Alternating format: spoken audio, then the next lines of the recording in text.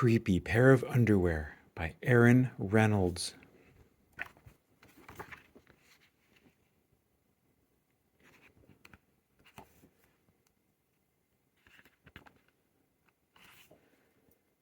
Jasper Rabbit needed new underwear. On Thursday, Mom took him to the underwear store and grabbed the last 3 packages of plain white. But as they headed for the checkout, Jasper spotted them. Creepy underwear, so cool, so comfy. They were glorious. Mom, can we get these? Jasper pleaded. I think they're a little too creepy, said Mom. They're not creepy, they're cool, said Jasper. I'm not a little bunny anymore. I'm a big rabbit now. Mom agreed to buy 1 pair. That night, Jasper wore his cool new underwear to bed. Do you want me to leave the hallway light on? Asked Dad. Dad, I'm not a little bunny anymore, said Jasper. I'm a big rabbit now. His dad shut the door, and that's when Jasper noticed. The underwear glowed, a ghoulish, greenish glow. He closed his eyes, he pulled up the covers, he buried his face in his pillow, but it didn't help. He could still see that ghoulish, greenish glow. Jasper leaped out of bed and put on a pair of plain white. He stuffed the creepy underwear into the bottom of his laundry hamper. He finally fell asleep.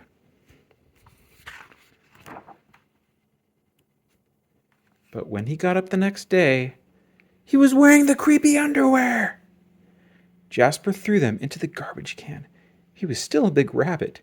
He wasn't scared or anything, but he was done with scary underwear. After school, Jasper was doing his homework when he heard it, a scratchy, scraping sound coming from his dresser. He opened the drawer and they were back, staring at him with that ghoulish, greenish glow. He snatched the creepy underwear out of the drawer. He grabbed a big envelope and some stamps to China.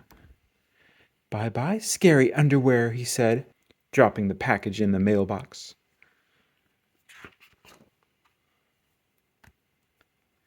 When he opened the front door the next morning, there they were! And were those chopsticks? His creepy pair of underwear had somehow returned from China and had brought back souvenirs. Jasper grabbed his mom's good sewing scissors. She didn't like him using them, but this was an underwear emergency. This time, the creepy underwear were gone for good.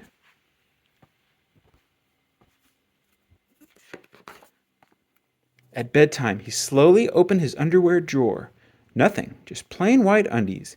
He searched under his bed. He shook out his lampshades.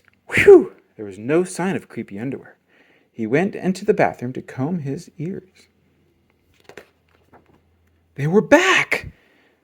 What's the matter with you? His mom asked. You're so jittery lately. Nothing, he yelped. A grown rabbit couldn't be terrified of his underpants. He seized the underwear. He snagged a shovel from the garage, and he rode. There's the creepy carrots. He didn't stop pedaling until he reached Creek Hanger Hill. Jasper began to dig. He dug until his hole was dark and deep and 100% underwear proof.